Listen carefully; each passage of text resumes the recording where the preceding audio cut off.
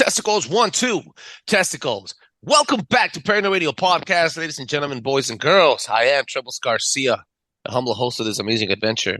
I want to thank the Lord for allowing me to be here today, and I want to thank every single one of you for allowing me to enter your space.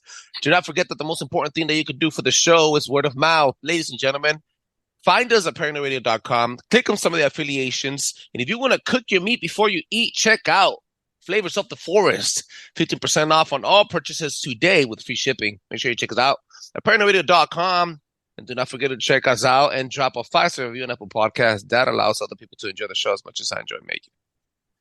I want to thank every single one of you guys for being here today. I have an amazing episode with an amazing special guest. Jumping from the deep end of the pool and setting the mood.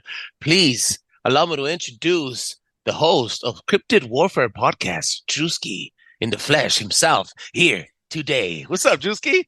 Hey, what's up, brother? Appreciate you having me on, man. Dude, that was quite the intro. That's good stuff right there. What you just going for it, man. Yeah, thank you, man. Good stuff, After man. after we do it for so long, it's just natural, bro. Yeah, Sometimes just I how it goes. dream. Yeah, I dream about saying it, and my wife's like, "What the hell are you saying?" I'm like, "I'm just promoting, promoting the show, promoting what we do and stuff, and it's all God's work, bro. Dude, Yeah. big fan of what you're doing out there. The dedication things that you post on a daily basis that you do on an Instagram, I'm a huge fan of it. Obviously, the way you look at things when you go out with your boys and show us how to hunt, how to turn on a fire, how to do the right stuff in the wilderness, how to survive. That is amazing stuff that not a lot of us know how to do, or not a lot of us are teaching others to do. Let me know where people can find you and what is your show about, bro? Right on, man. Yeah, if you guys want to check me out, I'm over on Instagram. Just look up Cryptid Warfare or Facebook. Look up Drewski Drew, Cryptid Warfare.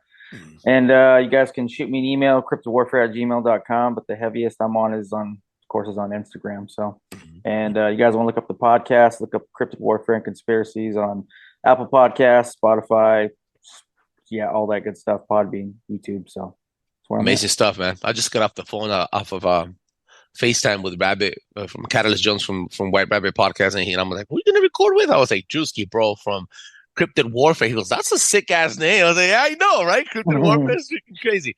Yo, talk about cryptids with a little biblical twist. I like the way you put that out, kind of like the Bump podcast. He brought us great information, and he tied all these cryptids into the Bible. But before we get into that, bro, I want you kind of to tell us, open up the box with what was the most notable encounter you've ever had. Oh man. Well, there's two of them. One of them was okay. So basically, before the podcast, like my bread and butter is basically just hunting these things, right? Mhm. So just being a cryptid researcher and stuff like that. Me and a couple guys, ex vets, ex law enforcement, and stuff like that. So I got a good group of guys around me, Word. like-minded and stuff. So shoot, move, communicate, all that stuff. So, but we were one of my buddies, Paul. He was a part of this Facebook forum.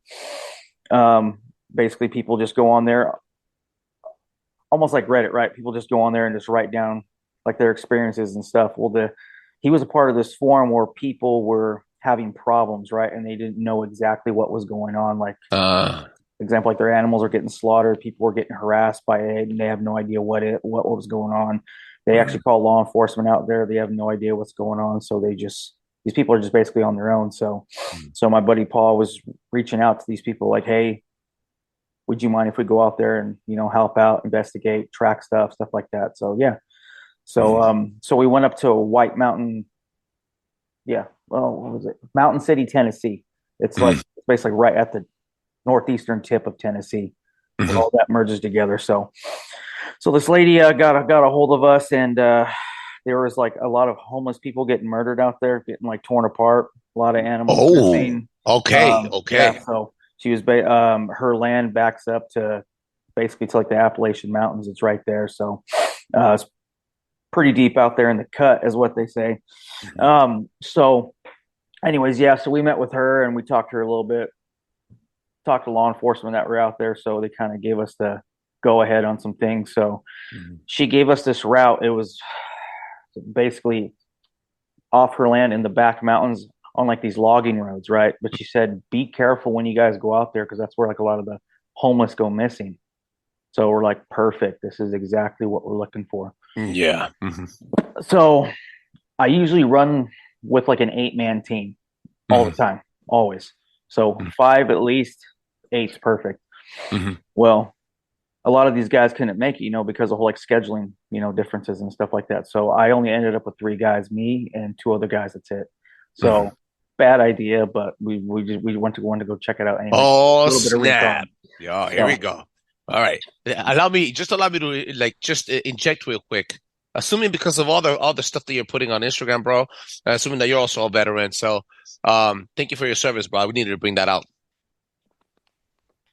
I appreciate it, man. Yeah. Yeah, definitely law enforcement heavy, first responder heavy. So yeah, man, appreciate that. Um, Other than that, yeah, so we talked to her, talked to law enforcement, went to this area she told us to go to. We drove up about a good 9 miles up on this logging road. We finally found an entrance to a gate. We went in there, drove about a good, probably another good 3 to 4 miles in, Uh-huh.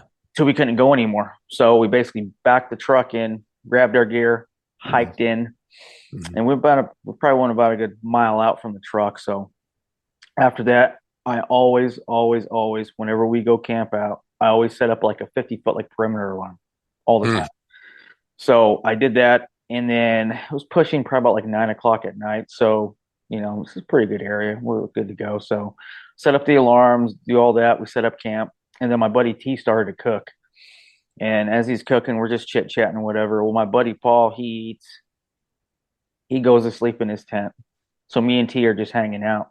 Uh-huh. And then at the same time, my buddy T, he's actually a big skeptic at the time. I like to bring skeptics on hunts Mm-hmm. because I get a whole different outlook on things. I don't like to bring the whole group. I like to what I call is having like the seventh man. So the seventh man always challenges right on what the group's saying. So it keeps us kind of like aware of what's going on. That way we're not all running with the same idea. That way it keeps us grounded. Like, okay, you know what? He's got a different outlook on this. Let's check that out. You know what Yeah. I'm saying? Mm-hmm. So it basically challenges us. So, well, he was a skeptic, but so anyways, yeah. So anyways, yes, like I said, he was at the time when I brought him, he was actually a really, really big straight up skeptic. So, anyways, Paul went to bed. Me and T are hanging out. I'm smoking a cigar. He's chilling out. Next thing we know, we're like in this valley where like this logging road is at in this valley, the mountains. And after 9 o'clock, it's pushing about, say probably about like midnight, right? Mm-hmm. Fire starting to die down. We start hearing rocks roll off the mountain and branches breaking.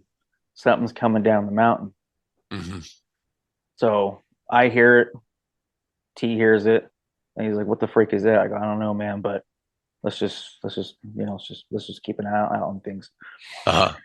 So this thing starts coming down.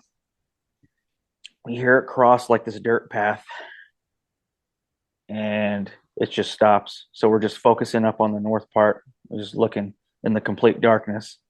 We have our flashlights on our ARs, rifles. We're just looking. Next thing we know, we hear something running on the south side of us. Bipedal. There's a difference between a deer, a cougar, or something running that's heavy bipedal. You can totally tell the difference if you've been out in the woods enough. Yeah. So we're hearing this thing behind us running like that, running through the leaves, breaking branches, stuff like that. Mm-hmm. So as soon as we flip around and focus on the south side, the north alarm goes off. Woo! So then we start pushing towards the north, south alarm goes off. Mm-hmm. And then, of course, we go frontal assault, go check out the north alarm. I set it back up. We're looking. We can't see anything. We go heading over to the south alarm, reset that. This is you and T by yourselves. Where your third man is still in the camp. It's still in the tent. Yeah. Oh, my God. Okay. So he's just snoring like a log in the tent. So, yeah. So after that, my buddy T's like, dude, what the freak was that? I go, I'm pretty sure it's what I think it is. It's either Bigfoot or Dogman. We don't know. Mm-hmm. So he's like, So, because he's a skeptic, right? He's like, I don't know. Yeah. So after that, he's like, screw this, man. Let's just throw nods on, which are night vision goggles. So we throw our night vision goggles on. We're just trying to see as far as we can see, but nothing. But we're hearing them. We're hearing these things just running. At the same time, we're hearing them running, and we're hearing almost kind of like a chatter monkey sound, like like that. Mm-hmm. And then Tense, man. and then we're feeling pebbles getting thrown at us. Okay, so Branches breaking. they were playing with you now. They were Now they're basically just testing us. Yeah. yeah. So after that, we're just kind of just like back to back, just hearing these things all night. And then it gets so bad to where we're hearing them on all four sides now. Mm-hmm. Well, the north alarm goes off, south alarm goes off, east alarm goes off, west alarm goes off, and we're hearing these things. Oh, My now you're buddy T, surrounded. and then my buddy T goes, "F it, let's send some rounds." And I go, "Roger that." Boom, boom, boom, boom, boom. Well, we're not shooting blindly. I'm just looking at a tree trunk that's a good 20 meters away. Mm-hmm. I'm just hitting that as like a warning shot. And we hear these things running. We're hearing them running, busting through the trees, going the opposite directions. Mm-hmm. Mm-hmm. So we're like, what the freak was that? And I'm like, oh, I think they're literally just testing out our perimeter alarms. They're trying to check us out. They're just, curious, just seeing what the hell's going on. Mm-hmm. So after that, it just kind of dies down. Well, it starts to rain. The fire goes out. Ha So we're like, ha. gosh, dang it. So screw that. So we just ended up in our tents after that, right? Mm-hmm. Mm-hmm. So he goes to bed. I'm in my tent, prone position, got my nods on. I'm just listening, and I'm just hearing these things come back in, Mm-hmm. and they're just walking the perimeter. They haven't tripped the perimeter again, but they're just walking it, and I just feel pebbles getting thrown at my tent. So now they're probing it. Okay. Yeah. Yeah. Okay. And then at the same time, it's pushing about like 2:30 in the morning. I'm just up, and then of course I'm just laying there, and I kind of start to doze off. Mm-hmm. And next thing I know, I wake up to hearing like a sound like like that.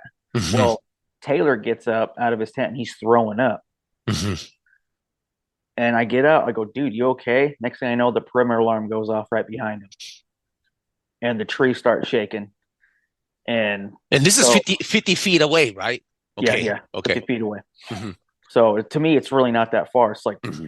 about like a house length, pretty much. Yeah. Yep. Yep. Mm-hmm. And he's freaking out. So I just start sending rounds that direction. Boom, boom, boom, boom, boom. And these things go taking off again. Mm-hmm. Well, my buddy T, we all ate the same stuff. He's like, Mm-hmm. dude, I don't feel good. I don't know what the freak's going on. He goes, but I'm kind of weird and I feel like this pressure in my chest. So after that, I go check out like the East Alarm because that's where they were at. They're like right behind Taylor's tent. Mm-hmm. So, and what happened was what he told me was that he woke up because he heard something behind his tent, Mm-hmm. of course, throwing pebbles at it.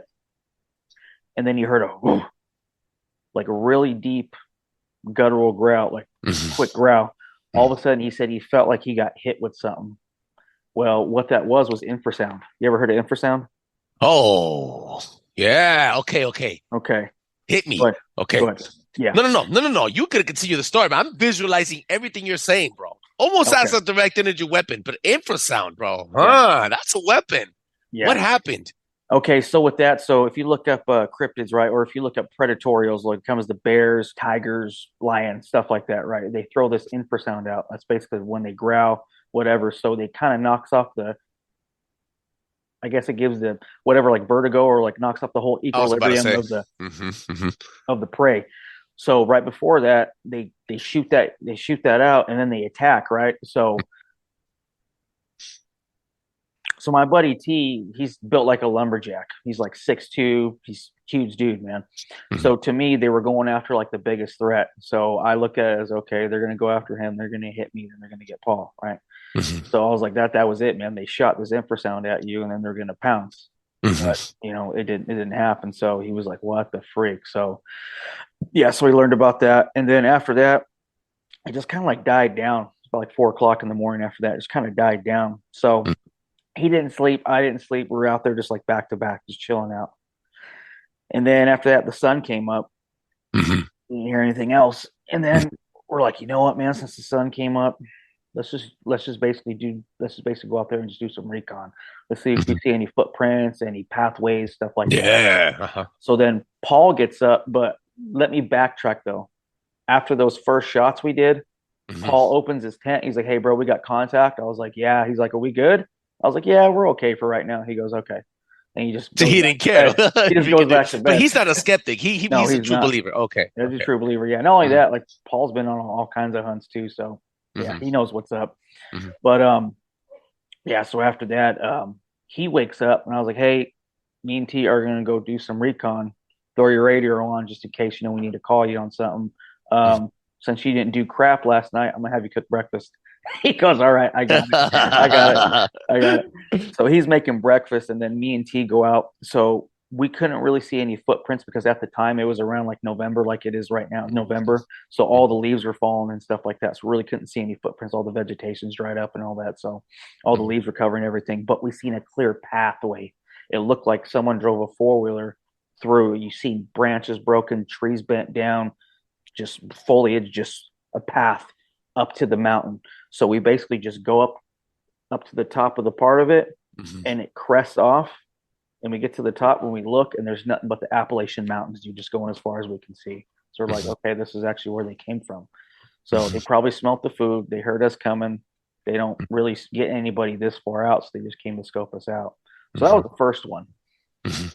Yo. Before anything, bro, I have to inject something. That Yeah, is massive. Sorry for interrupting you. you're good. You're good. That story had me at the edge of my seat. I'm a visualizer, bro. I'm visualizing everything that's happening, bro. And I've read a book on this is one of my first conspiracy books that I read. Her name is Brown, Sylvia Brown. Okay. And she said that it was a misty night. It was a lot of humidity in the sky, and she was one of these telepathic ladies. Not that I believe in that. I'm just saying, Yeah, her yeah, you're story. good. And she walks in there, and with a bunch of her other friends that are, sensitive, mentally sensitive, and they're all, empaths and mediums and stuff. And they all do a circle, and they all start almost like manifesting this creature to come out. Yeah. And she sees it. They all see it within the mist, right in the middle of their circle, their brain circle, like if they're manifesting it. Before you jump on it, the reason I'm saying that is because I want to ask you this question: Are these creatures? Intent has a lot to do with it, but are these creatures spiritual? Do these can you manifest these creatures? I think they're interdimensional for sure. I think, okay, I categorize cryptids in like three things, right? Okay, Mm, either they're spiritual, they're interdimensional, or they're physical beings, right? But mm, also, I kind of came up with this equation because, example, when I one of my good buddies, Nick Valente, you should definitely have him on the show. He was special operations, good dude. He was actually on Blackwater for a while. He actually worked for the government agency. He was tasked to hunt these things with the team. Like the government hunted these things, right? whoa! So Oh snap! what they called them were critter hitters. So he was part of a critter hitter team. He flew helicopters and all that stuff too. So what he told me was he's like, look, as far as them being spiritual, he's like, I know these things jump in and out of portals because their body chemical makeup is made for that, right? Not only that, talking to Jessica Jones, you know who she is? Mm-mm, mm-mm, Okay. I'm going to introduce you to her too. She's mm-hmm. actually a really good friend of mine. She's on my team. She worked for government agencies too, but a couple of her friends were in the CIA. She was actually her friend worked for the CIA. She did like autopsies on these things, right? What? Yes, exactly. Snap. Okay. So, Okay. so what I was told was that these creatures they have 6 inches of bone, 6 inches of skin, 6 inches of hide. So that's like really good thickness on all the way around. So their body makeup, they can go in and out of portals, right? Humans can't. So going back to my friend Jessica on her team, two of her friends accidentally went into a portal without them even knowing. They realized something was wrong. They backed up out of the portal. They died a year later because of radiation poisoning. Woo. Okay. Yeah, because Yeah. our bodies aren't meant for that. Hmm. But cryptids' bodies are. But also too, when it comes to the whole spiritual aspect, is too. One of my good friends, he used to be a Satanist, Hmm. hardcore Satanist. So what they did is they used to conjure these things to protect or to assassinate people, right? If they had them on a hit list, but they used to use them to protect like the perimeter if they're doing seances, if they were doing human sacrifices and stuff like that. Hmm. Also, too, if you get to a certain level of Satanism, Hmm. I say if you get to like this, I think it's like the 11th level, they give you an option. Do you want to become a vampire? Or do you want to become a werewolf? That's letting the demon fully take over your body, right? Hmm. Hmm. So people who go the werewolf route, they use them as assassins, they use them as protectors. Hmm. So, and spiritually wise, of course, I believe there's like forest demons and stuff like that, or demons can fully envelop or possess an animal or take it over, or you can go the route of a skinwalker too. Bam. Hmm. Skinwalkers could change themselves into Bigfoot, Dogman, whatever, Hmm. crawlers, all that stuff. So to me, it kind of engulfs everything. Hmm. Also, too, if you have these things coming into our realm, right, and they get stuck here and they can't go back for some reason, they have to abide by God's laws He put on this earth, which you have to eat, you have to drink, stuff like that. So that's when their body becomes, in my opinion, less spiritual, more physical, and that's how you can kill these things. And also, too, Whoa. yeah, and also, too, the government, I know, they have like a secret soldier program, right? Where do you think all these Avengers and stuff came from? Oh Captain Britain, yeah. all that stuff, Oh right? yeah. Hmm. There's a lot of special forces guys, especially in 2005, where they legalized the the whole DNA swapping between humans and animals, right? Again. Again, yes. Uh-huh. So, and that's what they do a lot with the whole like certain like black bloc programs, right? Hmm. They get veterans, they get military, whatever, people who volunteer or involuntarily, and they inject them with DNA just to see what happens to their bodies and just to test out a weapon. And they That's why let all them loose these in movies parks. are about this Yes. stuff, bro. Not Yeah, only bro. that, they let these things loose in parks, and that's where you get missing people too, because they From want to one see how one. they go. And if these things go rogue, that's when they send critter hitter teams out there to get back on what they sent out. You remember that movie with giant white gorilla with the rock Oh, Rampage. rampage, and Yeah. they have this this is not, they're not government, but they're like elite mercenary Agency. Yeah. agency, right? And then they sent the critter hitters to go get the oversized wolf. Yeah. You've seen that movie, right? So Yeah. I'm visualizing this. This is why these movies come out and say these things. They're Yeah. telling you what's happening, bro. That's Yeah. huge, man. Let me ask you something. Yeah. Right before we jump into the next portion, you said, what was the name of that that attack that he did on him? That Infrasound. infrasound. I've Yeah. seen this before. I've seen that before only on anime and cartoons, like Pokemon and stuff when I was a child. But Yeah. I remember seeing that stuff and thinking that'll be freaking cool. And now I know Yeah. it connects a lot because the frequencies could shatter. They can shatter like a glass cup, right? Hmm. I'm sure that if it's concentrated enough, Well, focus and channel I've it. actually had that happen to me in Kentucky. Really? Yeah, I did. We went to Okay. go on a Bigfoot hunt because my buddy Cameron, he was really good friends with a couple park rangers out there, and there's a lot of missing people out there. So they called us out to go investigate some stuff. Hmm. So we went out there, and long story short, we basically were out there in the middle of the night, and we ran into this SUV parked in the middle of nowhere in the mountains. Well, the doors were flung open. Well, the part that made us stop was I saw a baby carrier on the floor. Everything was dumped out. So being ex law enforcement and stuff like that, I was like, hey, pull the car over, man. So we all got out, looked, make sure everyone was okay. No one was there. This vehicle was parked up in front of the tree line up towards the mountain. Hmm. And there's this path that led from the truck into the tree line to this river that was about a good mile out. Hmm. So we looked in the vehicle. This is pushing like 2 o'clock in the morning. So Hmm. we all get out. I go to the driver's side and look. I check the baby carrier right away, making sure. Thank God there was no baby in there, but we're like wondering what the hell happened. Hmm. So it looked like these people got out in a hurry or they got ripped out of the car, one of the two. Hmm. So we're checking footprints, not seeing anything. And then this is where the infrasound hits me. So my back's against the tree line. I'm looking in the front seat, driver's seat, looking at the baby carrier. My buddy Ben, who is a government pilot, he's on the other side. He's a big skeptic. Hmm. And my buddy Cameron's on the sat phone calling the park rangers, telling them what's going on. That way they Hmm. can get a crew out here to investigate it, right? Hmm. So telling them what we found. Well, at the same time, I'm talking to my buddy Ben. I'm looking in the car. I hear this deep, guttural, unhumanly growl from the tree line. Well, Hmm. it hits me. It's like basically like if I put my back up against some subwoofers at a Metallica concert Oh yeah. and they hit that guitar. It Hmm. hit me. Well, I literally had to catch myself, and then I kind of looped out of it, turned, pulled my pistol, went around on the other side where my buddy Ben was at. My buddy Ben, his eyes were huge. He's like, "Did you happen to hear that? Did you happen to hear that?" I was like, "Yeah, I heard it."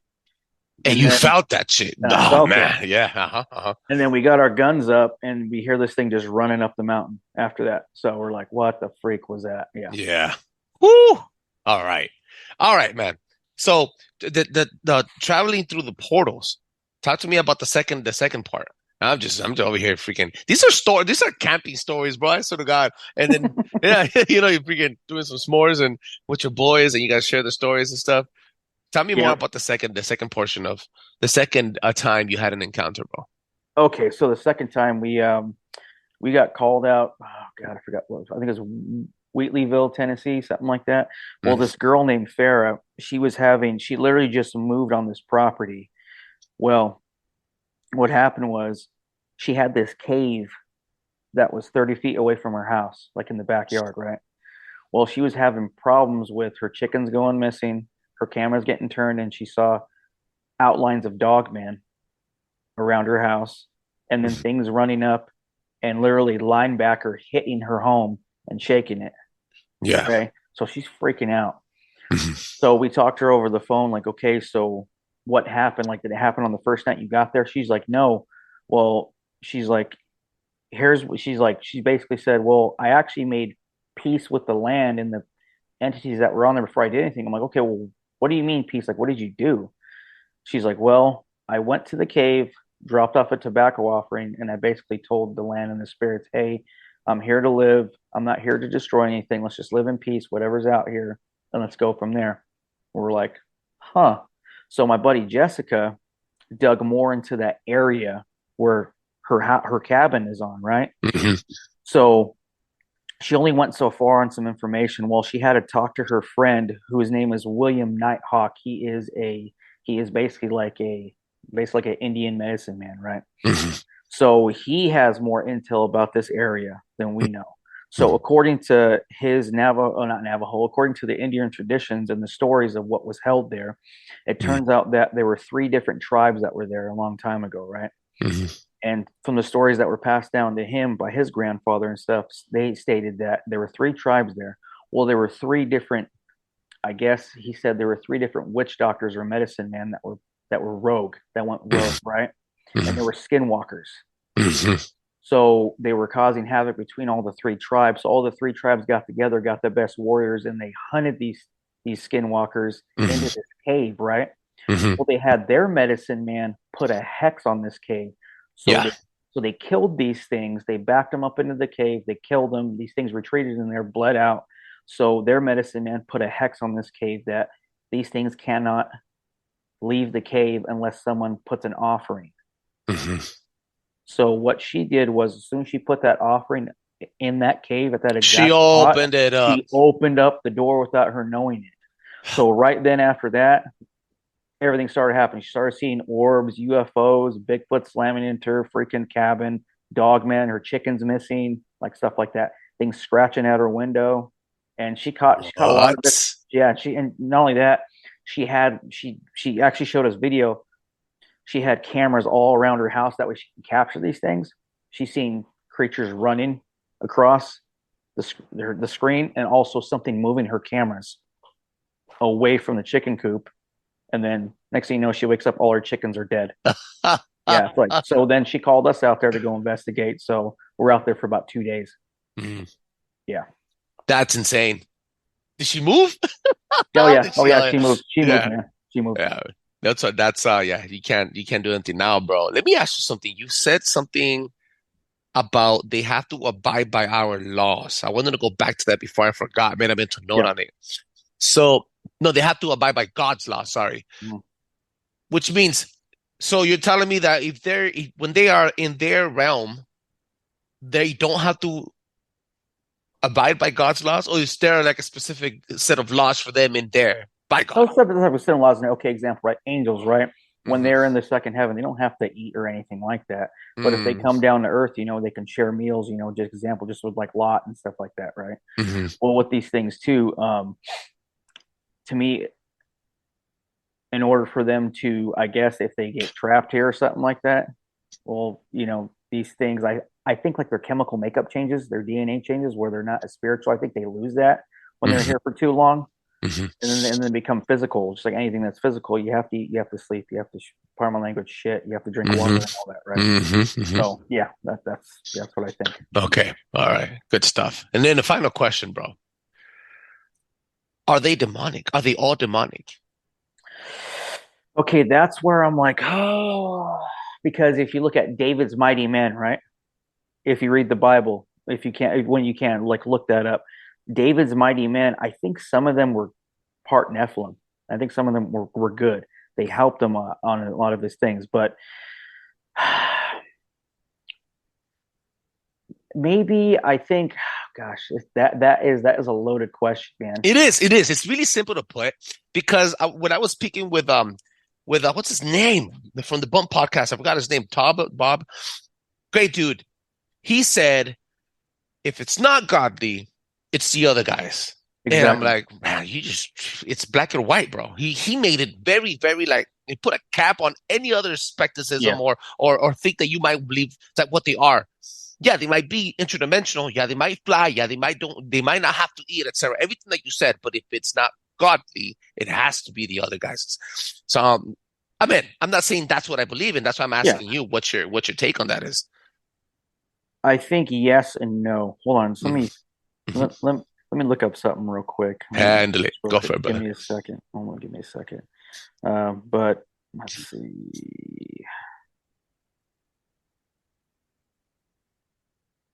Sorry for the let's No see. worries, man. Ladies and gentlemen, do not forget to check them out at Cryptid Warfare. Okay, so here's the thing too with that. So one of my buddies, Tony Merkel, him and I were talking about this. He kind of opened my eyes on this because we're talking about like cryptids, right? Creatures, Mm-hmm. you know. He's like, are they all bad? Are they all good? And I'm like, that is a good question. I go, there's also like a lot of stories where people have been helped by cryptids. There's a lot of stories where, you know, people have, you know, Oh, snap. these things have Mm-hmm. scared away worse cryptids. Like when, like example, this woman was walking on a trail and she heard this thing rushing her, and this other cryptid jumped out, got in between her and whatever, and went after it. She was like, "What the freak happened?" There's stories like that, or like people getting drug from something that was a cryptid dragging that person from another something that was worse. Mm-hmm. But Mm-hmm. also when you think about, you know, like cryptids and Nephilim stuff like that, here's a Bible verse I want you to check out. Pull it up. It's so we're talking about like, okay, so could Nephilim change? I don't know, but he says, okay, if you go to Mark 16, chapter 16, verses 15, it says, go out into all the world and preach the gospel to all creatures in creation. So that's not just saying humans. Oh, they can repent. I don't know. I'm just saying, I don't know. Huh. Oh, I'm snap. just saying to all creation. Yeah. Yeah. All creation, right? Oh, So in snap. reality, I'm saying like the Bible just teaches us on how to live, right? Mm-hmm. How to how to preach the good news. It doesn't take a history tab on everything that happened, everything that God created, right? Mm-hmm. So Mm-hmm. God could have created Bigfoot, God could have created Dogman, but Satan always likes to carbon copy or take over something and twist it. So in Yeah. Genesis 6, when the angels came down, of course they sinned against man, they sinned against creatures, and they sinned against plant life. Mm-hmm. So when you hear about creatures, it doesn't sum it up. So God could have created these things for Mm-hmm. good, but Satan could have got a hold of these things and turned them for bad. Who knows, man? Woo. Woo. I don't know. Yo, I'm so glad I did this freaking episode, bro. We waited a long time to collaborate, bro. Yo, I want, with that, on that note, I want everybody to make sure you open up the Bible. But most importantly, for tonight, I need you guys to please check out Cryptid Warfare podcast. Let them know where they can find you, Drewski. Yeah, man. If you guys want to hit me up, just if you guys have any stories or anything like that, you guys have any prayer requests, just hit me up at cryptidwarfare@gmail.com. That's cryptidwarfare@gmail.com. Or if you guys have any problems or anything like that with things harassing you, look at cwoperations@gmail.com. Write me a link, or if not, just look me up on Instagram, Cryptid Yo, Warfare. Just send me a that's message. important. Yeah, So it's we'll really go from important. there. We'll go from there. Um, so you're going to be able to find CW operations on paranoidradio.com. There's the drop down menu of special guests and links. And in the description of the show, guys. Do not forget to make sure you drop a 5-star review on Apple Podcasts on their show. Check them out if you have any stories. Dude, I seen an Alf when I was 22 years old. I seen Yeah. an Alf, and that's on everything I love. I seen it. I told my mom about it. My mom said, Mijo, you know what? Don't worry about it. Don't talk about it. Leave it Yeah. alone. It's, I was like, what? Like, just like that. She goes, don't leave it alone. And I've only seen him once, but, um, yeah, man, I shook me, believe it, man. shook me to my core, bro. Shook me to my core. And the story is alive. It's so alive in my head, bro. It will never change. I remember I wasn't high. I wasn't drunk. I remember every single detail. I remember the way I felt when my hair is prickled up behind me and I seen it. And I'm like, what? And I was just like, dude. So for you guys to be able to maneuver and then hunt these things down under pressure, outside, being exposed and vulnerable, that's insane, bro. It's very important that you guys take care of each other, man. Oh, that's 100%. But the one thing we do for sure, though, is we definitely pray over each other. We, put anointing all over us. And we definitely put Christ first, man. So, to Absolutely. me, that is the biggest weapon against these things, The hands armor of down. God. And if not, we got these for backup. So that's all I'm saying. That's right, big dog. Thank you so much for being here today, man. Rock and roll. Ladies and gentlemen, do not forget to check them out. Drop a 5-star review on Apple Podcasts. It allows other people to enjoy the show as much as I enjoy making it. Peace out. Yeah.